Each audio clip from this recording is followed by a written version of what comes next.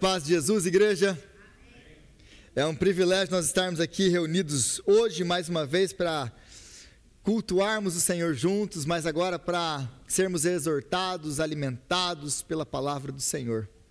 E eu convido você a abrir a palavra de Deus comigo no livro de Efésios, na carta do apóstolo Paulo aos Efésios, no capítulo 3. Hoje nós continuamos a nossa série de mensagens em Efésios, agora no capítulo 3. E é um privilégio nós estarmos aqui. Eu que já dei aula de manhã, já fiz a liturgia da manhã, já dei aula agora antes do culto, então já estou aqui de novo para pregar e já estou a 300 km por hora, né? Então, geralmente a gente vai aquecendo no meio da pregação, mas eu já estou aqui, na oração com o Ministério de Louvor, eu já estava a 300 por hora.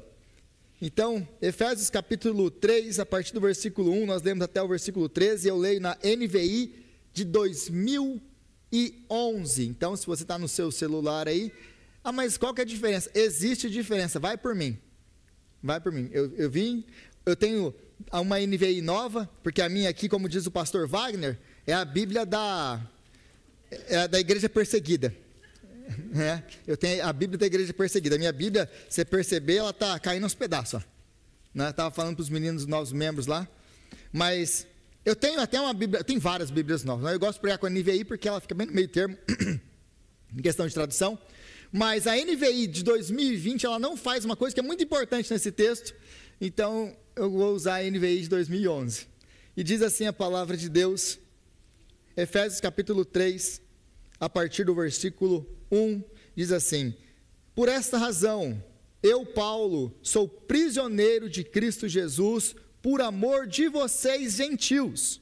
Certamente, vocês ouviram falar da responsabilidade imposta em favor de vocês pela graça de Deus. Isto é, o mistério que me foi dado a conhecer por revelação, como já lhes escrevi em poucas palavras.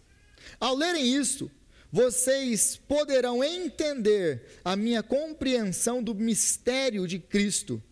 Esse mistério não foi dado a conhecer aos homens de outras gerações, mas agora foi revelado pelo Espírito Santo aos apóstolos e profetas de Deus, significando que, mediante o Evangelho, os gentios são co-herdeiros com Israel, membros do mesmo corpo e coparticipantes da promessa em Cristo Jesus.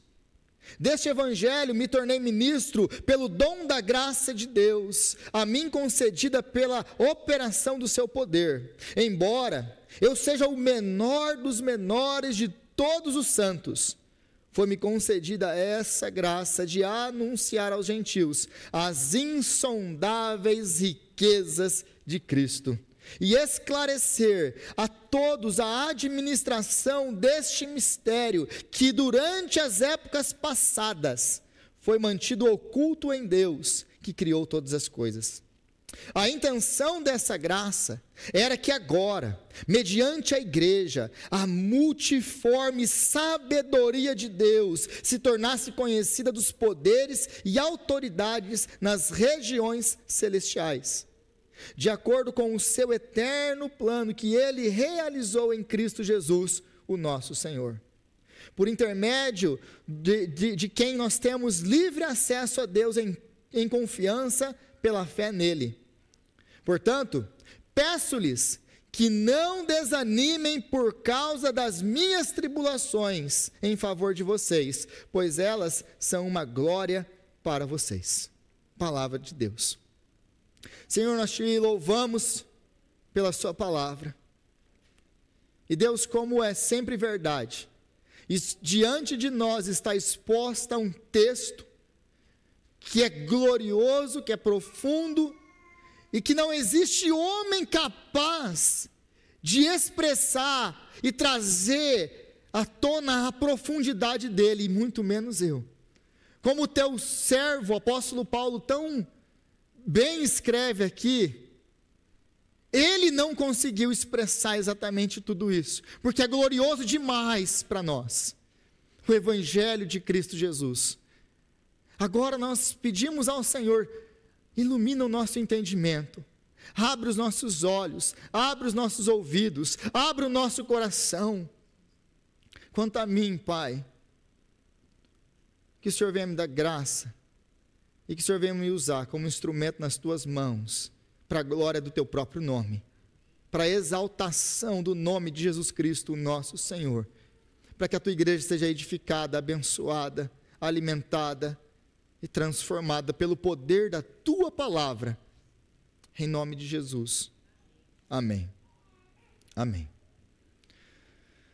Hoje então nós vamos dar continuidade aqui, Efésios capítulo 3, versículo 1 ao 13, e aqui o apóstolo Paulo, ele vai continuar falando aquilo que ele já introduziu no começo, no capítulo 1, ele vai revelar aqui o mistério, que ele fala desde o capítulo 1, o mistério dele, que Deus revelou a ele, mas é importante a gente entender o que ele está fazendo aqui, para começar, porque se você notou aqui, essa é uma das razões que eu escolhi a NVI de 2011 e não a de 2020 ou 23, porque ele faz uma distinção. Volta aí para o versículo 1 comigo.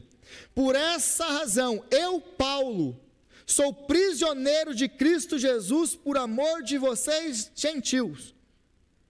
Aí a NVI tem um tracinho aqui, porque essa palavra solta aqui, ela não faz sentido. O apóstolo Paulo, por essa razão, eu, Paulo, sou prisioneiro de Cristo Jesus por amor de vocês, gentios. Mas ele só vai continuar isso aqui a partir do versículo 14. Tudo que nós temos do versículo 2 ao versículo 13 é uma que nós chamamos dentro da teologia de uma digressão. Ele troca, ele muda de direção por um momento para explicar uma outra coisa que era muito importante explicar, antes dele continuar essa frase. Então eu sou prisioneiro de Cristo por amor de vocês, gentios. Se você continuar no versículo 14, ele vai repetir a mesma frase no versículo 14 que ele repetiu no versículo 1. Por essa razão, ajoelho-me diante do Pai, do qual recebe recebe o nome toda a família, nos céus e na terra. Oro para que, com as suas gloriosas riquezas, Ele os fortaleça no íntimo do seu ser, com o poder, por meio do seu Espírito. Então aqui, ele quer falar, no versículo 1, ele quer falar assim, olha, por essa razão, eu, Paulo, sou prisioneiro de Jesus Cristo, por amor a vocês, gentios. Em outras versões, dependendo da versão que você está, eu, Paulo, eu oro por vocês. Eu, Paulo, me ponho de joelhos por vocês. Mas no grego não tem nada disso aqui. É porque os autores, os tradutores da Bíblia, eles entendem que essa frase não está completa, está faltando coisa. Mas é intencional isso. Ele não quer completar a frase. Ele começa a falar a razão pela qual ele louva a Deus, a razão pela qual ele está prisioneiro de Jesus Cristo, e ele ora pelos seus companheiros, pela igreja, que durante tanto tempo ele instruiu. Ele pensa, não, mas eu preciso explicar para eles uma coisa, o porquê que eu estou preso, porque estar preso para eles não era uma coisa comum, não era uma coisa que eles deveriam, que ninguém se gloriaria de estar. Então, ele faz essa pausa aqui do versículo 1, ele começa a falar da sua prisão e ele para. E ele só vai retomar isso depois do versículo 14. Então o que nós temos do versículo 2 ao versículo 13 aqui, é um grande parênteses do apóstolo Paulo, para explicar a questão que ele começou aqui no versículo 1. Por essa razão, eu, Paulo, sou prisioneiro de Cristo Jesus, por amor de vocês, gentios. É por isso que eu estou aqui, por amor de vocês, gentios. E é interessante então que ele começa por essa razão, que está conectando tudo o que veio antes. E o que veio antes? Capítulo 2. Não precisa ser um gênio para descobrir isso, né? Capítulo 3, versículo 1. O que veio antes do capítulo 3, versículo 1? Capítulo 2, óbvio. Mas o que está no capítulo 2? Se você se lembra do capítulo 2, a partir do versículo 1 ao versículo 10, o apóstolo Paulo vai expor o que é o Evangelho. Porque nós estávamos mortos em nossos delitos e pecados, nos quais nós costumávamos a viver nesse mundo, seguindo o príncipe do poder do ar, aquele que agora atua nos filhos da desobediência. Vocês se lembram muito bem que eu preguei isso há 2 semanas atrás. Então, do versículo 1 ao versículo 10, ele está expressando para nós o que é o Evangelho, como que nós fomos trazidos de filhos da desobediência para filhos de Deus. Aí, do versículo 11 ao versículo 22, que o pastor Wagner expôs na última semana, ele fala o quê? A consequência desse Evangelho. E qual que é a consequência desse Evangelho? Versículo 14, pois ele é a nossa paz, nós éramos inimigos de Deus, mas Jesus Cristo é a nossa paz, o qual de ambos fez um, destruindo a barreira, o muro de inimizade, anulando em seu corpo a lei dos mandamentos expressa em ordenanças. O objetivo dele era criar em si, dos dois, um novo homem, fazendo a paz e reconciliar com Deus os dois em um corpo por meio da cruz, pela qual ele destruiu a inimizade. Então aqui o apóstolo Paulo, ele faz referência à consequência do Evangelho. Uma vez que nós fomos salvos pelo Evangelho da graça, e não tem nada nosso lá, e ele faz questão de deixar isso muito claro para nós, vocês são salvos pela graça, isso é dom de Deus, não vem de vocês, é tudo ali, graça, é Cristo. Ele deixa muito claro para nós, o Evangelho da graça. Mas o que o Evangelho da graça faz? A partir do versículo 11, o Evangelho da graça faz, ele destrói toda a barreira de inimizade. E aqui o apóstolo Paulo, ele tem algo em mente, como foi dito na última semana pelo pastor Wagner. Era o muro que separava a corte dos gentios, o lugar até onde os gentios poderiam entrar dentro do templo, e a corte dos judeus. E entre essas duas áreas, existiam placas em línguas diferentes, dizendo, aquele que passar daqui, que não é judeu, morre. Então o que o apóstolo Paulo está falando é que já não existe mais esse muro de separação entre judeu e gentil. Agora ele destruiu o muro de inimizade que existia entre nós. Ele criou dos dois um só, um novo homem. Esse é o Evangelho que ele prega. Agora ele vai dizer no versículo 1, por esta razão eu estou preso. Eu estou preso porque eu prego o Evangelho.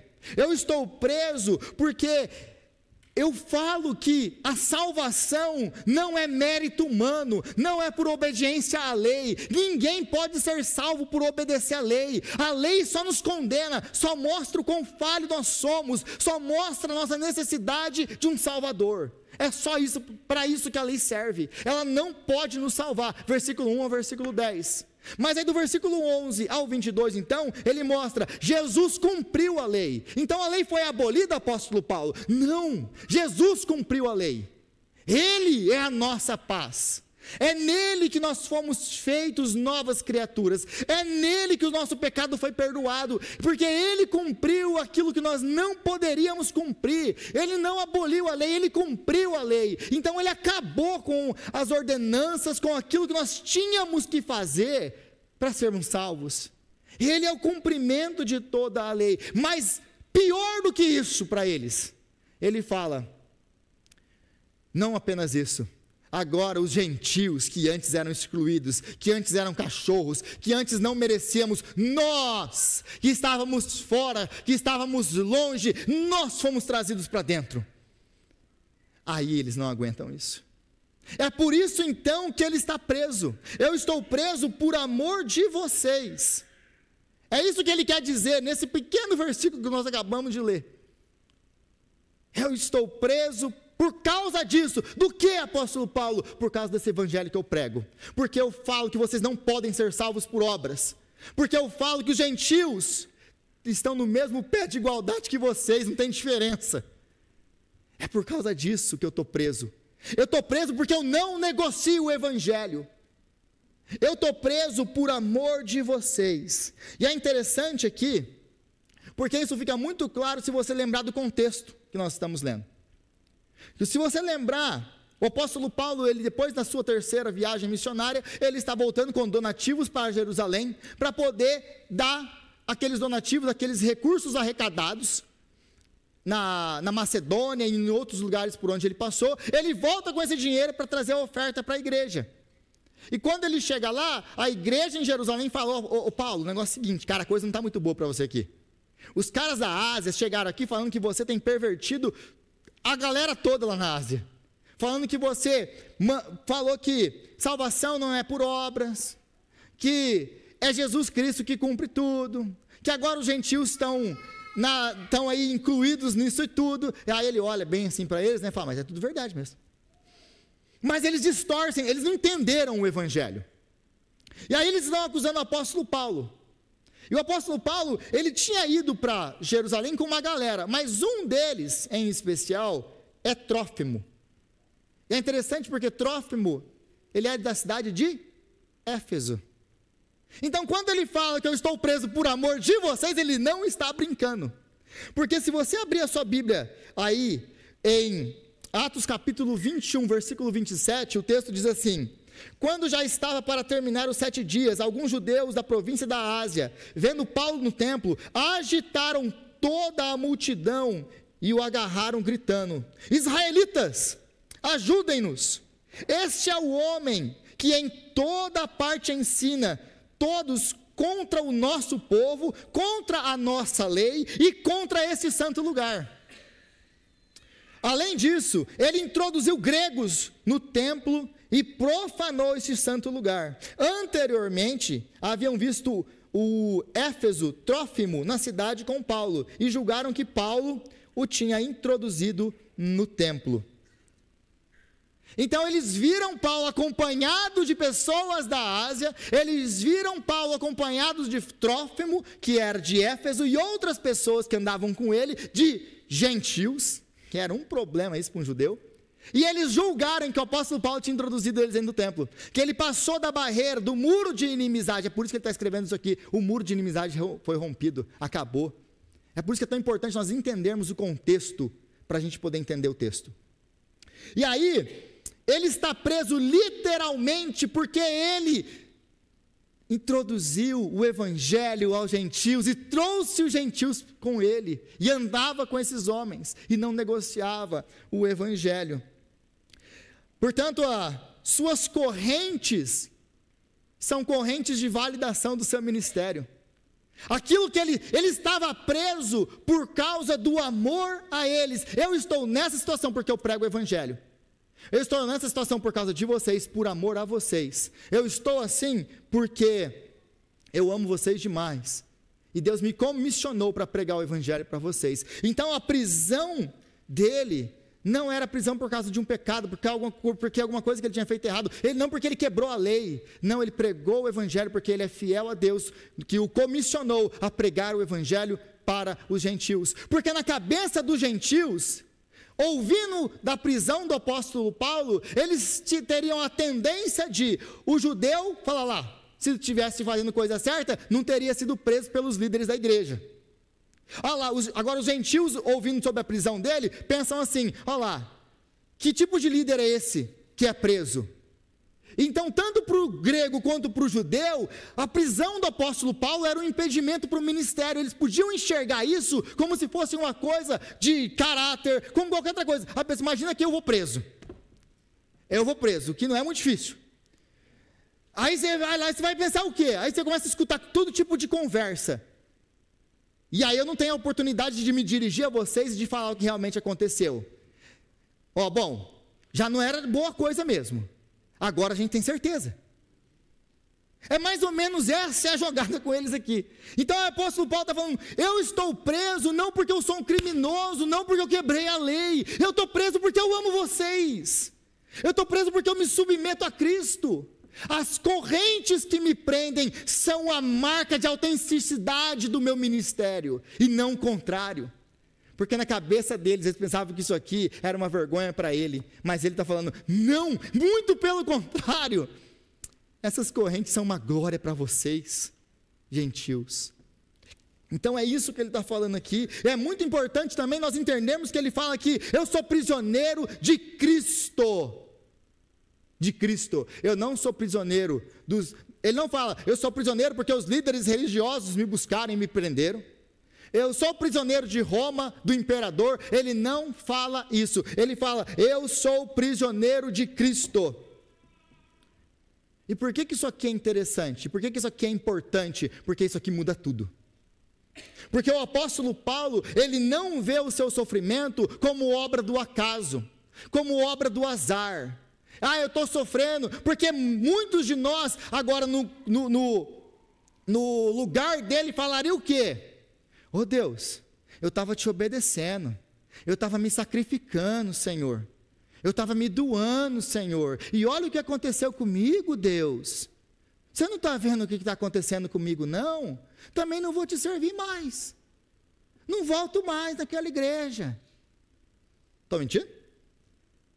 Nós sabemos que nós somos assim, mas não o apóstolo Paulo, porque ele olha tudo isso e ele não vê as suas correntes como correntes de líderes que não entenderam o que ele estava pregando. Ele não entende as suas correntes como ele é um prisioneiro, uma vítima, porque se ele fala eu sou prisioneiro de Roma, ele é uma vítima de Roma.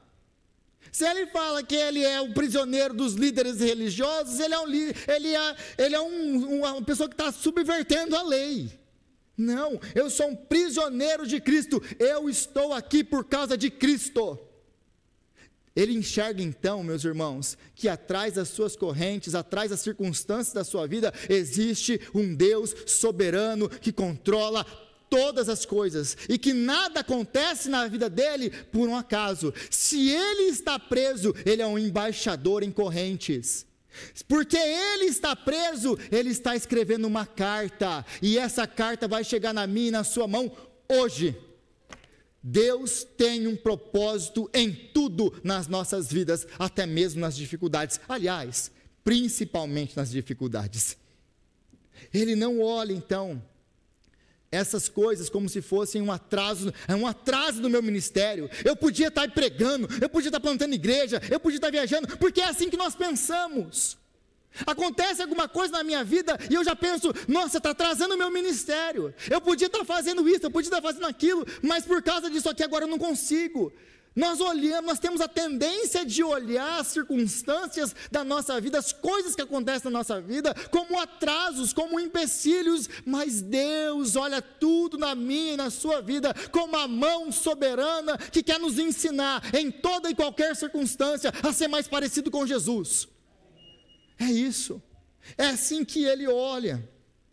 Então, tudo que ele está vivendo é uma consequência do ministério dele, da pregação fiel do evangelho, e aliás, que ele já esperava. Isso aqui não pega ele de surpresa.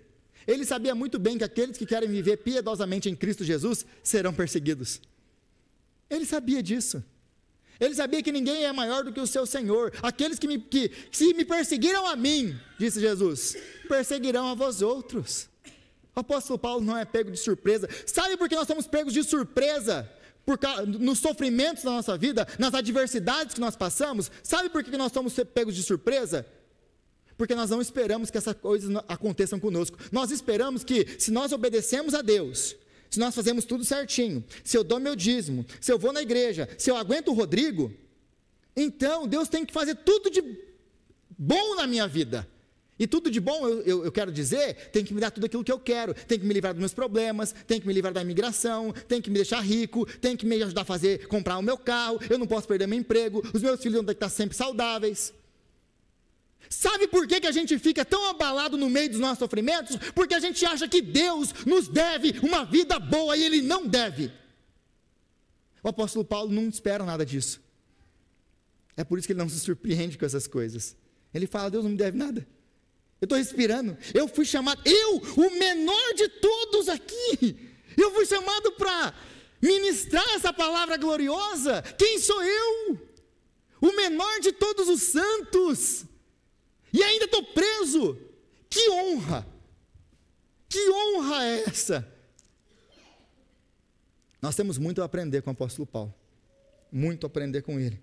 Então, Cristo vai redefinir completamente a nossa identidade. Se você está em Cristo, estar em Cristo vai redefinir completamente quem você é. Porque quando nós nos apresentamos, nós falamos, eu sou o engenheiro, eu sou o pastor, eu sou o carpinteiro, eu sou o pai, eu sou a mãe, eu sou sei lá o quê. O que o apóstolo Paulo fala? Eu sou o prisioneiro de Cristo. Eu sou um escravo de Cristo. Eu sou dele. Essa é a identidade que ele aponta. Então a identidade de Paulo, ela é definida por Cristo e não pelas circunstâncias dele. Eu sou o que eu sou pela graça de Deus, independente do que aconteça comigo. Porque para o mundo, o que o mundo via no apóstolo Paulo? É um fracassado, está lá preso. O mundo olha para ele e pensa, olha que desperdício. Mas como que ele vê? Ele vê aquilo como uma missão que Deus o colocou. Por que ele consegue ver assim? Porque a identidade dele foi completamente transformada em Cristo Jesus. Ele não é uma vítima de Roma, ele é um prisioneiro de Cristo, servo que está em uma missão debaixo da soberania de um Deus que controla tudo. É assim que ele enxerga a vida dele. Então, ele vê que por trás de tudo que está acontecendo na vida humana, existe um Deus cuidadoso, guiando a história. Então ele vai nos ensinar, Paulo vai nos ensinar, que a verdadeira liberdade não é e não está na ausência de correntes.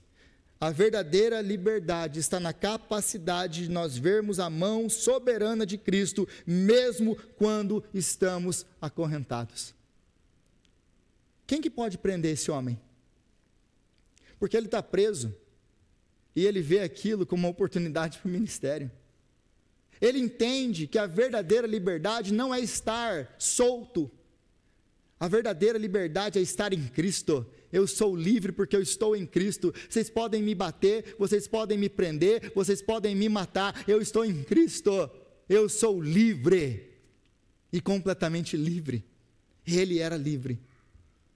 Então, para nós é a mesma coisa, independente das nossas circunstâncias. Se nós estamos em Cristo, não depende de circunstância, nós estamos livres. E por saber que as suas correntes serviam com um propósito eterno, é por isso que ele estava livre. Ele sabia que aquilo ali tinha um propósito eterno, e mal sabia ele, que ele seria o autor mais conhecido e mais traduzido em toda a história da humanidade. Mal sabia ele que aquela carta de dentro daquela prisão seria lida hoje para nós aqui. Mal sabia ele que hoje nós estaríamos aprendendo com a vida dele, falando dele. Ele apenas era um homem que confiava que aquela cadeia, aquela prisão, tinha um propósito eterno. E tinha. Ele tinha. Então, ele estava verdadeiramente livre no meio de tudo isso aí. E o nosso chamado é vermos os nossos próprios sofrimentos por Cristo, não como uma interrupção acidental do plano de Deus na minha e na sua vida. Deus não comete erros.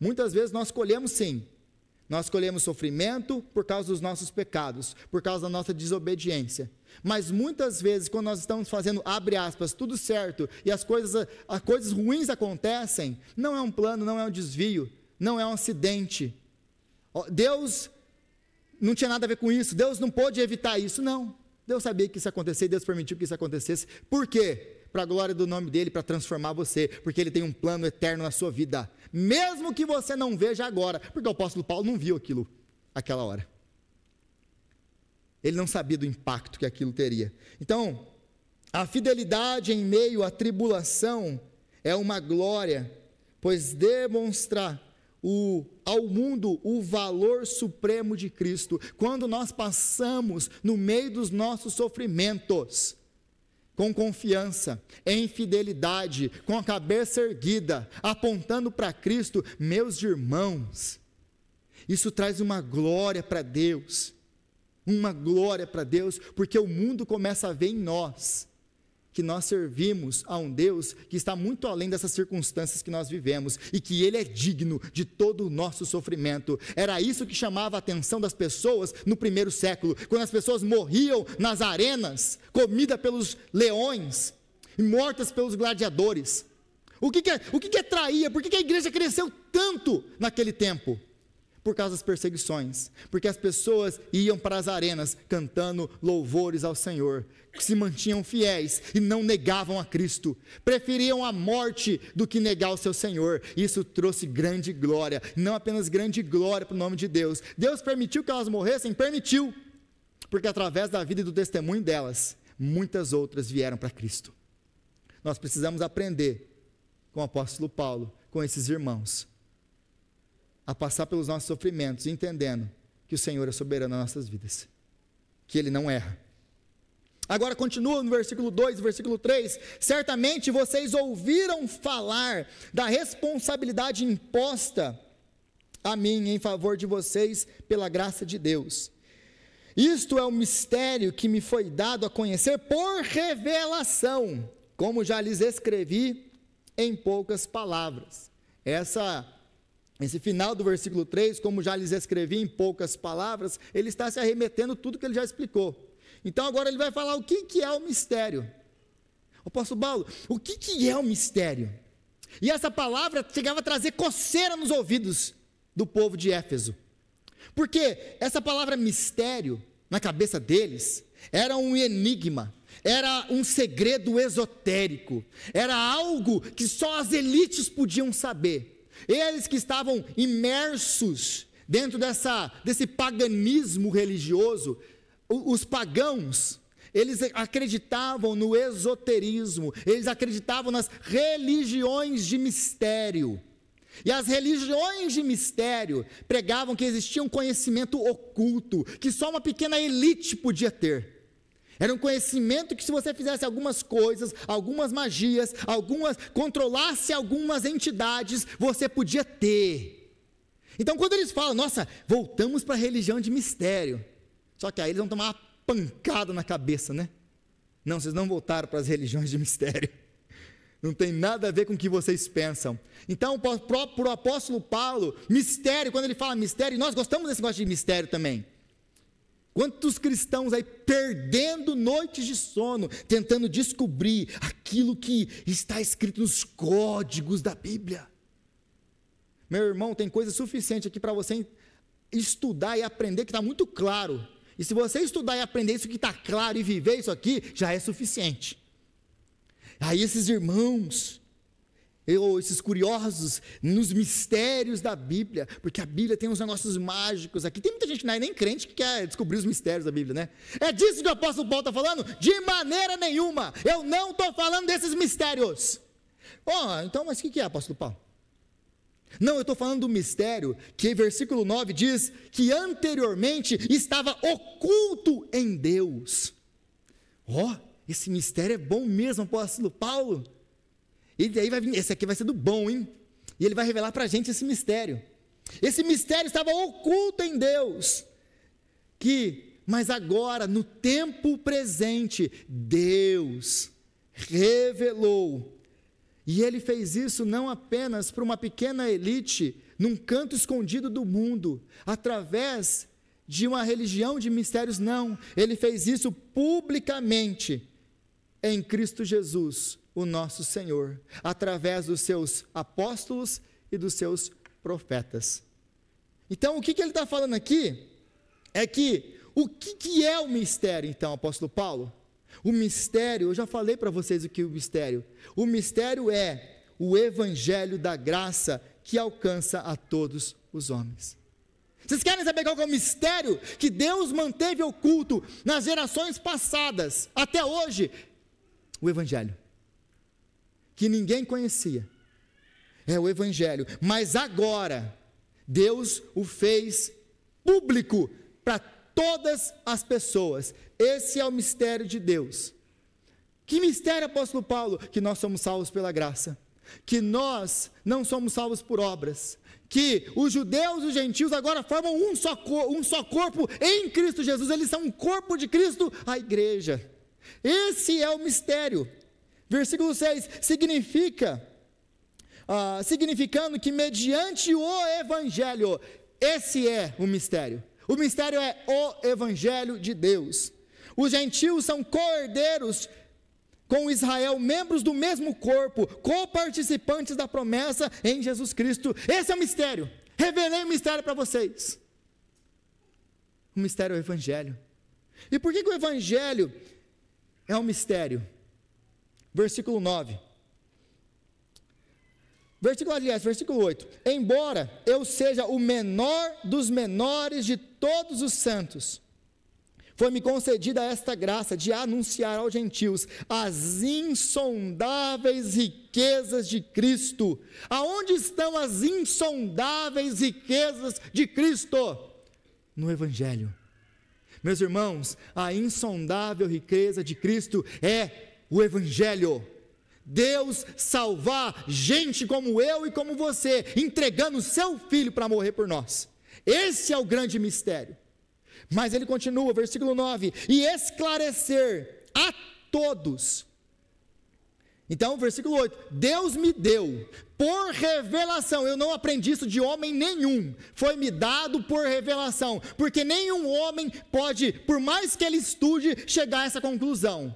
Se Deus não revelar o Evangelho, nenhum de nós é salvo. Se Deus não abrir a nossa mente e tirar as escamas dos nossos olhos, nenhum de nós é salvo. Você não está aqui hoje porque você é mais inteligente do que ninguém. Você está aqui hoje porque o Espírito Santo transformou sua história, abriu seus olhos, tirou o véu da sua mente para que você pudesse entender o mistério de Deus. Porque para as pessoas ele continua sendo um enigma, para as pessoas ele continua sendo uma incógnita, para as pessoas elas continuam sem entender o mistério de Deus. Mas ele então diz, e esclarecer a todos a administração deste mistério. Então eu fui chamado, Deus me deu isso por revelação e Deus me comissionou para explicar isso aqui. Explicar o que, apóstolo Paulo? Esse mistério, o Evangelho. Que durante as épocas passadas foi mantido oculto em Deus que criou todas as coisas. Esse mistério então ficou oculto em Deus. Ninguém sabia disso. Ninguém sabia mesmo, apóstolo Paulo? Não, nem os anjos. A intenção dessa graça era que agora, mediante a igreja, a multiforme sabedoria de Deus se tornasse conhecida dos poderes e autoridades nas regiões celestiais, de acordo com o seu eterno plano que ele realizou em Cristo Jesus, o nosso Senhor. Para agora no versículo 10 aí, meus irmãos. Para aí no versículo 10. Então, o apóstolo Paulo fala aqui o seguinte: esse mistério me foi dado por revelação. Os homens de outras épocas não conheciam ele.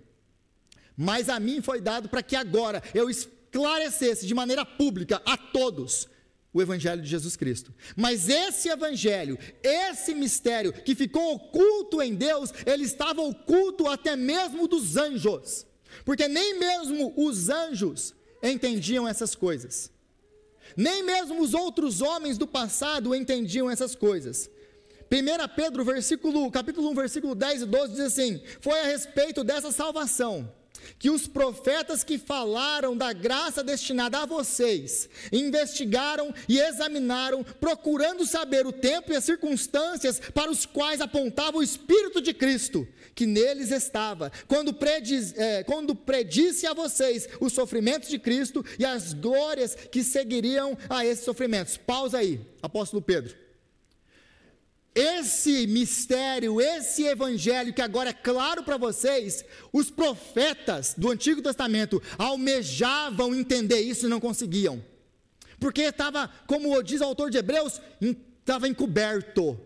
Aí o apóstolo Paulo usa a palavra aqui, revelou, é a palavra apocalipse. Ele descortinou, ele tirou o véu, ele trouxe uma revelação, apocalipse. Aí ele continua: a eles foi revelado que estavam ministrando não para si mesmos, mas para vocês, quando falavam das coisas que agora lhes são anunciadas por meio daqueles que pregam o Evangelho pelo Espírito Santo, porque só pelo Espírito Santo nós podemos entender essas coisas. Enviado dos céus, coisas que até os anjos ansiavam observar. Meus irmãos, o que ele está falando aqui é muito sério. Ele está falando que o evangelho que foi revelado agora em Cristo Jesus, com o advento de Cristo, ele não era conhecido nem dos anjos. Nem os anjos conheciam o evangelho.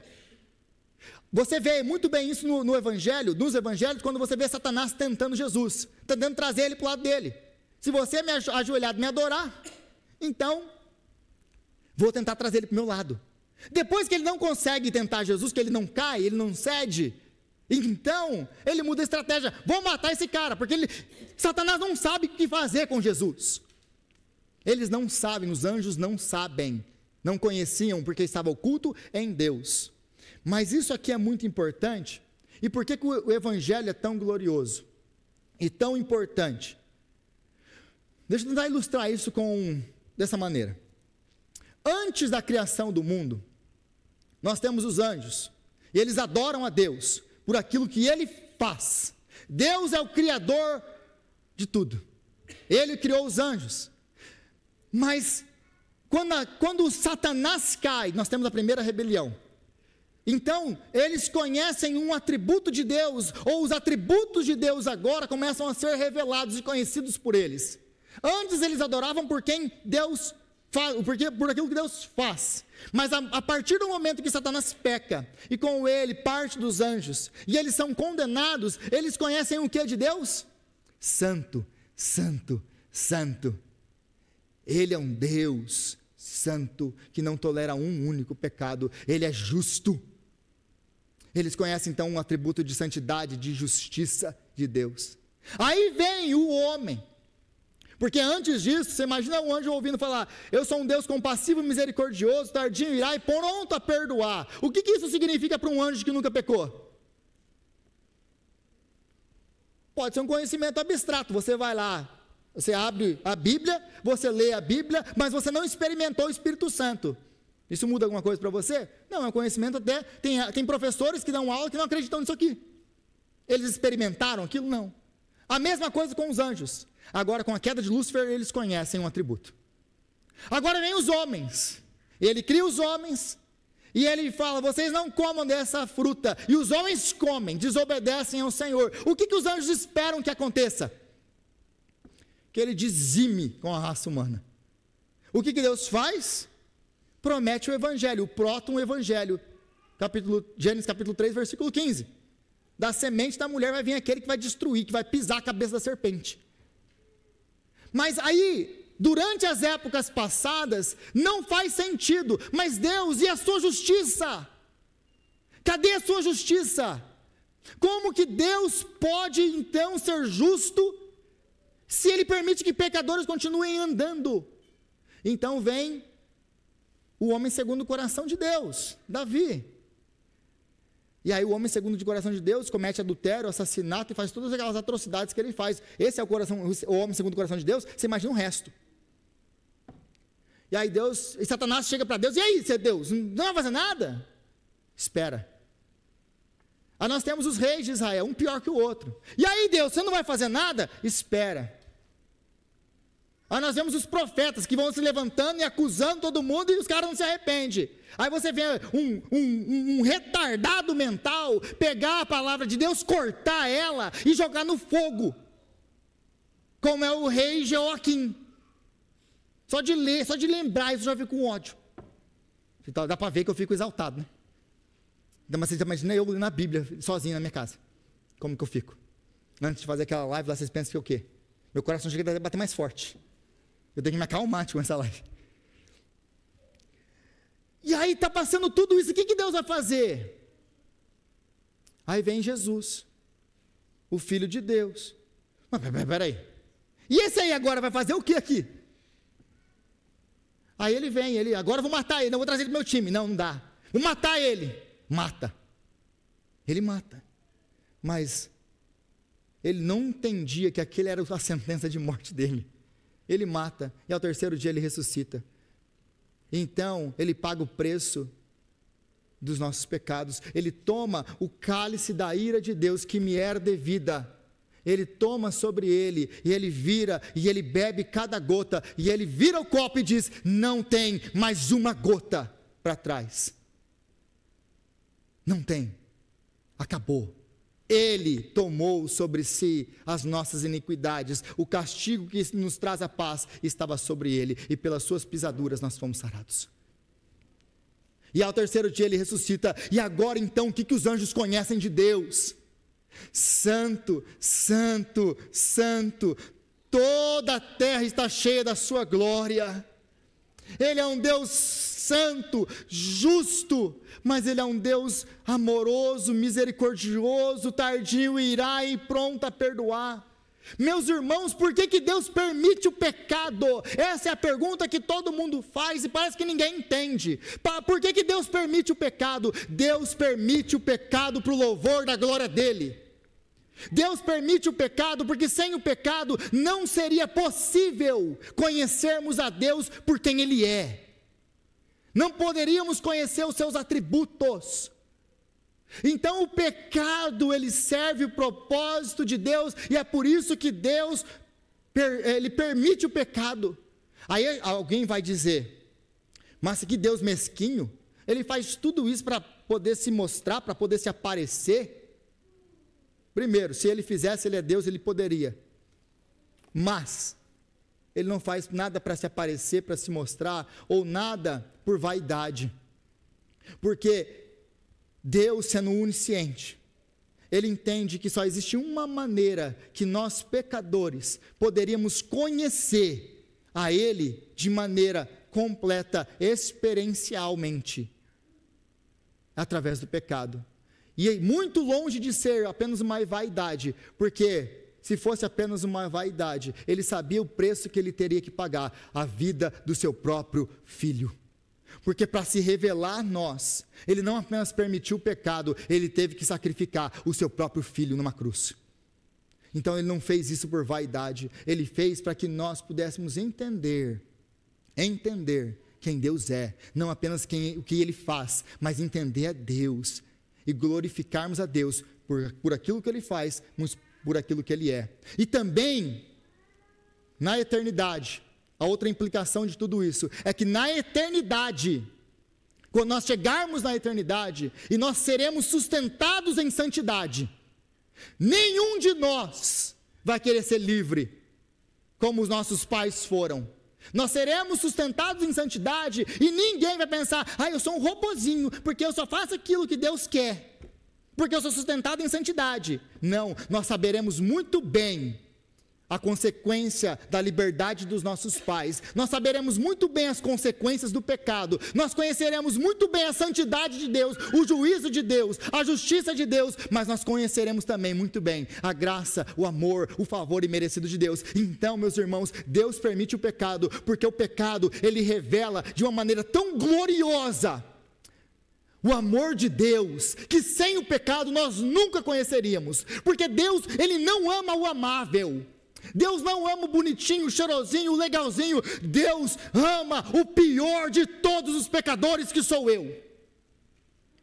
É esse que Deus ama. Então o pecado vai mostrar e revelar os atributos de Deus de uma maneira tão gloriosa, de uma maneira tão magnífica, de uma maneira tão esplêndida, que não tem palavras humanas para descrever isso.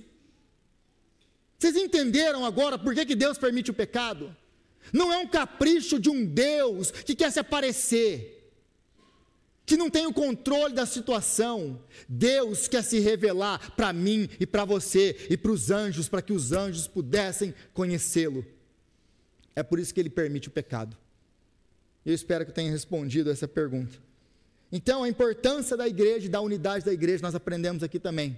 Porque agora, se a igreja é, como o apóstolo Paulo diz aqui, se a igreja é esse quadro que pinta a glória de Deus, que demonstra a glória de Deus, até mesmo para os anjos, para os seres celestiais, a importância que nós vemos aqui, de nós vivermos em unidade, como aqui está nos proposto, porque se nós não vivermos em unidade, se nós permitirmos na nossa vida, e na nossa igreja, fofoca, divisão, se nós permitirmos nessa igreja qualquer vida contrária que vai trazer destruição da unidade da igreja, nós estamos mal representando o nosso Deus.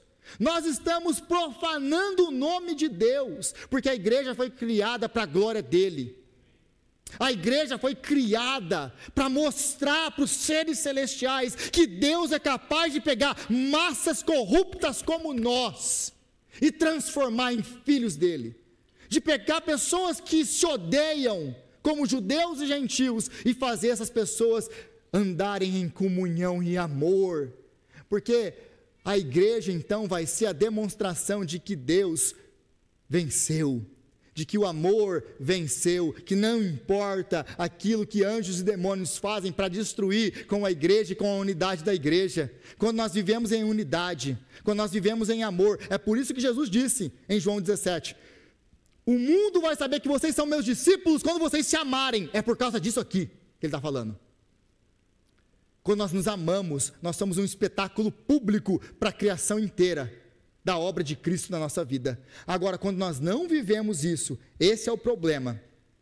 Nós estamos profanando e blasfemando o nome de Deus. É por isso que Deus odeia tanto aquele que causa divisão entre irmãos, fofoqueiro na igreja. Deus odeia isso, sabe por quê? Porque isso causa divisão na igreja de Deus. E a unidade da igreja de Deus é muito importante, porque isso serve para a glória do nome dele. Para a glória do nome dele. Então, Deus realizou todas essas coisas em Cristo Jesus, de acordo com o seu eterno plano que ele realizou em Cristo Jesus, o nosso Senhor. Meus irmãos, a igreja não é plano B. Lá no Éden, Deus não sabia o que eles iam fazer, aí ele ficou lá esperando o que Adão e Eva iam fazer. Eu tenho vontade de morrer quando escuto um negócio desse. Sério, gente, eu fico assim abismado. Eu fico abismado, igual um que me mandaram ontem, que eu estou até agora tentando digerir. Talvez em algumas semanas eu consiga falar para vocês. Meus irmãos, é o plano eterno de Deus. Deus, desde a eternidade, antes de que houvesse anjo, demônio, ser celestial, antes que houvesse qualquer coisa, Deus já tinha o evangelho. A maneira com que ele revelaria a sua glória para todo o universo, ele já tinha isso em Cristo Jesus. Então Jesus é o centro de tudo. Jesus é onde o plano de Deus foi estabelecido desde a eternidade. Jesus é a reconciliação de tudo na cruz. É através dele que nós somos reconciliados. A igreja só pode servir como tela para a sabedoria de Deus, como demonstração de quem Deus é, porque essa igreja está unida ao corpo de Cristo, porque ela é o corpo de Cristo. Jesus não é apenas o mensageiro, ele é o plano, ele é o executador do plano, ele é o local, ele é o conteúdo, ele é aquele que executa todas as coisas que Deus pré-ordenou antes da fundação do mundo. É por causa dele, é por meio dele, é para ele, é por causa dele que foram criadas todas as coisas. Para ele seja a glória pelos séculos dos séculos. Amém. É para ele, meus irmãos. E é isso, então, que ele termina dizendo aqui nos versículos 12 e 13, porque o 13 eu já lhe dei. Por intermédio dele, nós temos livre acesso a Deus em confiança pela fé nele. Então, ele conclui tudo isso aqui dizendo assim, olha, Cristo, ele é o meio pelo qual nós temos acesso a Deus. Cristo, ele não apenas derrubou a barreira de inimizade que existia entre os homens. Jesus Cristo, ele derrubou a barreira de inimizade que existia entre nós e Deus. Ele rasgou o véu de cima a baixo e agora nós temos acesso à presença de Deus por causa de Cristo. Ele é o nosso advogado, ele é o nosso sumo sacerdote, ele é aquele que está na presença do Pai, que intercede por nós dia e noite. Meus irmãos, nós servimos a um Deus tão grande, mas tão grande. E Cristo é o autor e o consumador de tudo isso. Em Cristo. E aí, por causa de Cristo que abriu esse acesso, agora nós nos achegamos diante de Deus, não como pedintes, não como mendigos. Nós nos aproximamos diante de Deus como filhos, com toda a ousadia de filhos. Tem gente chegando a Cristo como se fosse um miserável, como se fosse um pedinte, como se fosse um intruso. Nós temos toda a ousadia para chegar diante de Cristo agora, diante de Deus, porque o véu foi rasgado por Cristo. Por causa dele, nós temos livre acesso a Deus. É por causa dele. E o nosso acesso, a nossa unidade com o Pai e um com os outros, é representado nisso que nós vamos participar aqui agora. Porque ele partiu o seu corpo, porque ele derramou o seu sangue. Meus irmãos, ele nos fez um. Agora nós somos um em Cristo Jesus. E é isso que essa mesa representa. A nossa união com Cristo Jesus, o nosso Senhor. Amém?